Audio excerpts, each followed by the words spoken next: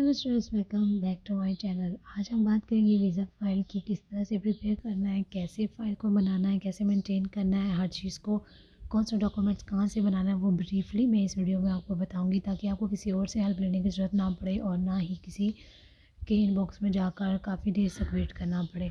तो आज हम सबसे पहले डिस्कस करेंगे वीज़ा फ़ाइल की बैंक स्टेटमेंट के बारे में।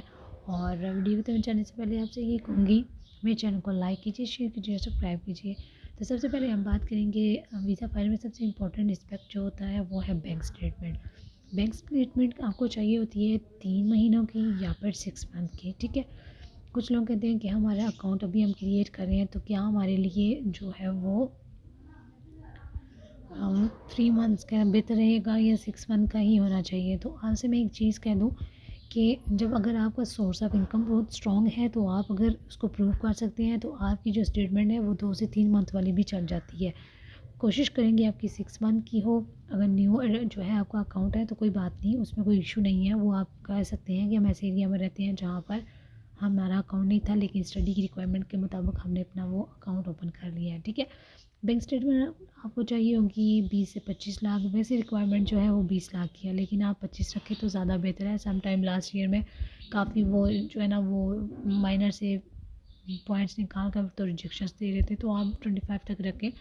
उसके लिए आपको फिर आपकी जो वीज़ा फाइल जब रेडी करेंगे, तो आपको अपॉइंटमेंट से 3 दिन पहले आपको बैंक स्टेटमेंट निकलवानी होगी बैंक से, और एक मेंटेनेंस सर्टिफिकेट वो आप अपने बैंक से लेना है। बैंक की इसके ऊपर स्टैंप होनी चाहिए। अगर नहीं लगा कर देते आप उन्हें बोलें स्टैंप लगा के दें, ठीक है। इसके बाद आ जाते हैं एजुकेशनल डॉक्यूमेंट्स। एजुकेशनल डॉक्यूमेंट में आपकी डिग्री, ट्रांसक्रिप्ट, आपकी मार्कशीट और आपकी सनद होनी चाहिए। आपकी लास्ट डिग्री, मैट्रिक से लेकर लास्ट डिग्री, चाहे वो आपकी मास्टर की है, बैचलर की है, ये सारे डॉक्यूमेंट्स आपके मस्ट हैं। और डिग्री का होना ज़रूरी है जिनकी बैचलर है, और एफएससी वालों को सर्टिफिकेट्स जो है वो लगाने हैं, ठीक है। इसके बाद आ जाएगा अटेस्टेशन। अटेस्टेशन में आपको इन डॉक्यूमेंट्स को बोर्ड से, आईबीसीसी और मोफा से अटेस्टेड करवाना है, और उसके बाद इनके जो है वो कॉपीज़ करवानी है, ठीक है। अब आपने क्या करना है, कॉपीज़ करवाने के लिए आपने जो है वो यहाँ पे बहुत से लोग कहेंगे आपको कलर्ड में करवानी है। ये वैसे कोई रिक्वायरमेंट नहीं है, आप ब्लैक एंड वाइट भी कर सकते हैं। अच्छा पेपर लें और ब्लैक एंड वाइट करवा लें। जो एम्बेसी है वो उसने कोई भी रिक्वायरमेंट नहीं बताई कि आप कलर्ड में करवाएं या फिर आप इसको जो है वो ब्लैक एंड वाइट में करवाएं। उन्होंने कहा है जैसा आप अपने डॉक्यूमेंट्स देंगे तो उनकी कॉपीज़ आपने करवानी है। अगर आपके पास डिग्री नहीं है और या फिर आपके पास सनद नहीं है, तो फिर आपको एडमिशन जो आपकी वीज़ा फाइल है उसको सबमिट करवाने की ज़रूरत नहीं है, क्योंकि वो फिर आपको जो है वो रिजेक्शन मिल जाएगी। तो ये छोटी छोटी गलतियाँ मत करिए, इतनी बड़ी अपॉर्चुनिटी को आप इस तरह से वेस्ट मत कीजिएगा। जब तक आपके डॉक्यूमेंट्स पूरे नहीं हैं, उन्हें कम पूरे करने के बाद आपने जाकर इसको आपने अपनी फ़ाइल को कंप्लीट करने के बाद आपने जो है वो एम्बेसी में सबमिट करवाना है। आपने जो है जब तक आपकी पूरी file A to Z ready नहीं हो जाती, आपने कोई भी रिस्क नहीं लेना। अब जो इसके बाद जो नेक्स्ट स्टेप आएगा वो आपने क्या करना है, उसको किस तरह से करना है, उसके लिए मैं जो है वो आपको डिस्क्रिप्शन में फ़ोन नंबर भी देती हूँ, जहाँ से आपने अपने डॉक्यूमेंट्स को जो है वो ट्रांसलेट करवाना है स्टेप की तरफ। और मैं आपको बता दूँ कि नेक्स्ट स्टेप में क्या करना है। नेक्स्ट स्टेप में आपने अपने डॉक्यूमेंट्स को ट्रांसलेट करवाना है, ठीक है। अब ट्रांसलेट आपने जो है वो सब स्टूडेंट एक सवाल करते हैं हमारे तो डॉक्यूमेंट्स ट्रांसलेट हैं, ठीक है, आपकी ट्रांसलेट है, समझ आ गई है, लेकिन वो ये कह रहे हैं कि हमें इटालियन में ट्रांसलेट करवा के दें, यानी कि आपके जो इंग्लिश के डॉक्यूमेंट्स हैं वो आपने इटालियन में जो है वो ट्रांसलेट करवाने हैं। अब ये ट्रांसलेट करवाने का मकसद क्या है, उसके लिए ये है कि जब आप डॉग के लिए फ़ाइल जो है वो चेक करते हैं और उसकी बेस पर आपको जो है वो डॉग बना कर देते हैं, तो इसका मेन मकसद ये होता है ट्रांसलेशन का। तो इसके अलावा इटालियन जो है वो आपकी क्वालिफ़िकेशन को इटालियन में जब पढ़ते हैं तो उनको समझ आ जाती है, इंग्लिश में सम टाइम उनको समझ नहीं आती। तो इसका मकसद जो है वो ट्रांसलेशन के लिए फिर ये डॉग बोलते हैं, और इसलिए हमें इटालियन ट्रांसलेशन करवानी होती है। इसके बाद आ जाता है स्पॉन्सर के डॉक्यूमेंट में, जो मोस्ट इंपॉर्टेंट और जिस पे आपकी वीज़ा की बेस है वो है। और जब आपके डॉक्यूमेंट्स प्रूव कर सकते हैं कि आपकी सोर्स ऑफ इनकम कैसी है और आपकी जो बैंक स्टेटमेंट है वो किस लिहाज से है, तो ये फिर आपका वीज़ा 100% जो है वो ग्रांट होता है। तो अब डॉक्यूमेंट्स के बारे में बात कर लेते हैं। जो पाकिस्तानी स्पॉन्सर हैं और जो आउट ऑफ कंट्री में अब्रॉड के स्पॉन्सर हैं, दोनों को मैं डिफ़ाइन करूँगी। सबसे पहले जो है वो मैं आपको पाकिस्तानी जो स्पॉन्सर है या इंडियन है या फिर बांग्लादेशी हैं, जो भी हैं, जो मेरी वीडियोस देख रहे हैं, जहाँ तक जा रही है वो वीडियो देख रहे हैं, तो मैं उसके अकॉर्डिंग बताती हूँ। जो आपको मेन स्पॉन्सर होगा उसके लिए आपको चाहिए होगी सैलरी स्लिप्स, उसकी चाहिए होगी। उसके बाद अगर कहीं वो जॉब करते हैं तो जॉब एक्सपीरियंस लेटर चाहिए होगा। और इसके अलावा अगर वो बिज़नेस कर रहे हैं तो बिज़नेस के प्रूफ चाहिए होंगे, कब से कब तक उन्होंने जो है वो बिज़नेस ज्वाइन किया है, कब से स्टार्ट है। और इनके लिए फिर आपके जो है वो बैंक स्टेटमेंट साथ में लगाएंगे। और इसके बाद इनकी 2 साल की टैक्स रिटर्न्स फाइल। अब सवाल करेंगे भाई हमारे तो अभी हमने बिज़नेस शुरू किया है तो क्या अब हम करवा दें, या फिर उनका ये भी सवाल होता है स्टूडेंट्स का, भाई हम तो पहले टैक्स रिटर्न के लिए जो है वो फाइलर नहीं, तो अब क्या करें।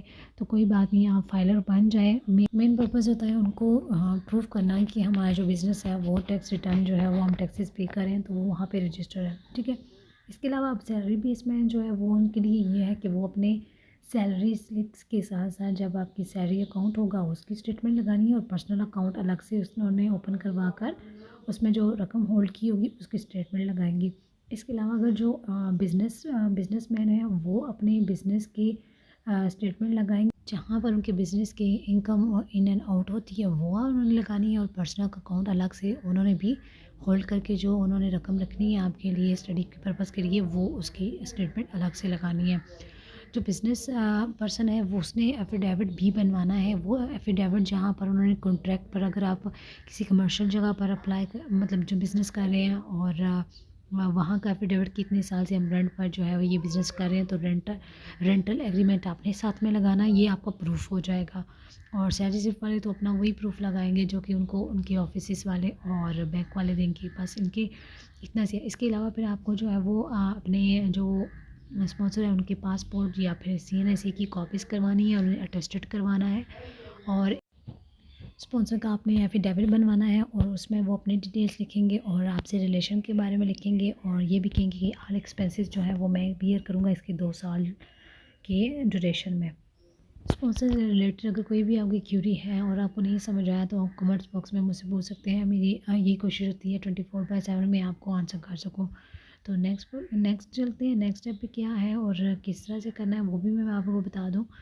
अच्छा, ट्रांसलेशन के लिए मैं आपको लोग जो है वो ट्रांसलेशन वालों का जो है वो नंबर जो है डिस्क्रिप्शन में दे दूँगी, ताकि आपको जो है वो आसानी हो जाए। तो नेक्स्ट स्टेप आ जाता है डॉब और सीमिया, ठीक है। सीमिया तो जो है वो कंसुलेट वालों के लिए होगा, वो कराची लोगों के लिए जो कराची में है, या कंसुलेट में जो अपना केस सबमिट करवाएंगे उनके लिए। अब डॉब है, डॉब में लोग यही सवाल पूछ रहे होते हैं, मोस्टली स्टूडेंट ने ये सवाल पूछा है कि हम डॉब जो है प्री इनरोलमेंट के टाइम हमें देना चाहिए कि नहीं देना चाहिए। नहीं, डॉब जो है बेसिकली आपके डॉक्यूमेंट्स की जो है वो एक वेरिफिकेशन पेपर होता है जो कि आपको एम्बेसी वाले बना के देंगे। जब आप पहुंच जाएंगे इटली में, जब आप किसी भी यूनिवर्सिटी में जहाँ पे भी आपका एडमिशन हुआ है वहाँ इनरोल होंगे, तब ये पेपर आपने उनको प्रोवाइड करना है। डॉब और सीमिया के बिना जो है वो आपकी प्री इनरोलमेंट हो जाएगी, लेकिन जो सीमिया है वो कॉन्सुलेट वालों के लिए चाहिए होगा वीज़ा फ़ाइल के साथ। लेकिन जो डॉब है वो आपको एम्बेसी जो है वो उसी टाइम बना कर देगी जब आपका वीज़ा फ़ाइल जो है वो सबमिशन हो जाएगी। अगर तो आपको वीज़ा मिलता है तो ड्रॉप पेपर मिलेगा, अदरवाइज़ आपको ड्रॉप वो नहीं देंगे। तो ये वहाँ पर आपको जाकर ज़रूरत पड़ेगी, इससे पहले आपको टेंशन करने की ज़रूरत नहीं है। अगर आपसे यूनिवर्सिटीज़ मांगती हैं तो आप उनको बोलें कि ये वीज़ा प्रोसेस के साथ हमें मिलेगा, तो वो अंडरस्टैंड करती हैं। इसके बाद आ जाता है इंश्योरेंस। इंश्योरेंस आपको करवानी होगी तब जब आपको अपॉइंटमेंट मिलेगी। तो ये इंश्योरेंस आपको जो है वो आई थिंक 11K जो है वो इतनी इसकी लास्ट ईयर जो है वो फ़ी थी, तो वो आपने वो तब करवानी होगी, और ये आपको 1 मंथ के लिए करवानी होती है। अब बात करते हैं टिकट्स की। तो आपको टिकट्स जो है वो डमी करवानी होती है। जब आप इंश्योरेंस वालों से इंश्योरेंस करवाते हैं तो वो आपको साथ में डमी टिकट्स भी और रिकमेंडेशन भी करवा कर दे देते हैं। तो वो आपने वहाँ पर जो है वो अटैच करना होता है पेपर। अब अगर आप एम्बेसी में जाते हैं, आपका इंटरव्यू होता है, वो आपसे सवाल करते हैं कि आपकी एकोमोडेशन बहुत दूर है, तो आपने वो उसको क्लियर कर देना है कि जब मैं वहाँ पहुँचूँगा तो मैं एक जो है रीज़नेबल जो है वो वहाँ पे फाइंड कर लूँगा, बस इतना सा उनको बोलना होता है। अब इसके बाद आ जाता है कवर लेटर। कवर लेटर क्या चीज़ है? कवर लेटर में आपने A to Z जो है वो थोड़ी थोड़ी डिटेल्स देनी है। A to Z के मतलब आपकी जहाँ पर जो है वो आप रिक्वेस्ट करेंगे कि मेरा जो है वो यहाँ पर एडमिशन हुआ है और मैं जो है वो इतनी डेट को मेरी जो है समरी फॉरवर्ड हुई है। उसके बाद आपने स्पॉन्सर की डिटेल्स बतानी है। अगर आप कोई ऑनलाइन काम कर रहे हैं उससे रिलेटेड आप बताएंगे। फिर आप मोटिवेशन बताएंगे कि ये सब्जेक्ट क्यों, ये कंट्री क्यों और किस लिए है, आपने ये यूनिवर्सिटी क्यों चूज़ की है, ये उसमें आप बताएँगे। इसके बाद फिर आपने जो है वो कंक्लूज़न में ये भी बताना है कि आपकी डिग्री जब कंप्लीट हो जाएगी, तो आपने वापस आना है पाकिस्तान में, इंटरव्यू में भी ये बात आपने कहनी है। तो इस तरह से ये कवर लेटर तैयार होगा। मैं एक डॉक्स फाइल बनाऊँगी, वहाँ पर ये सारे डॉक्यूमेंट्स मैं आपको एज़ अ सैंपल जो है वो प्रोवाइड कर दूँगी। इसके बाद आ जाता है अपॉइंटमेंट लेटर। जब आपको अपॉइंटमेंट मिलेगी तो अपॉइंटमेंट लेटर की आपने 3 कॉपीज़ जो है वो साथ में लेकर जानी होती हैं, जो कि आपको फ्रंट गेट पर देनी पड़ती है। उसके बाद नेक्स्ट आपने अंदर सबमिट करनी पड़ती है और थर्ड आपको जो है वो अपनी वीज़ा फाइल के साथ अटैच करनी होती है। इसके बाद आपके आते हैं वीज़ा फॉर्म में डी फॉर्म जो है वो आपको फिल करना होगा। वो भी इसका भी सैंपल मैं आपको जो है वो डॉक्स फाइल में दे दूँगी। तो वो उसने आप उसको जो है वो डाउनलोड करेंगे, उसको आप पीडीएफ फाइल में फ़िल करेंगे और अपने वीज़ा फाइल के साथ अटैच करेंगे। इसके बाद वीज़ा फ़ीस आ जाती है, तो वो तकरीबन 35K लास्ट ईयर थी, मे बी यहाँ पे 40K हो सकता है, बस इतनी सी है। तो अगर आपको कोई भी क्वेरी है तो आप मुझे जो है वो पूछ सकते हैं, और मेरे चैनल को लाइक और शेयर सब्सक्राइब करना मत भूलिएगा। अपना बहुत सारा ख्याल रखिएगा। अल्लाह हाफ़िज़।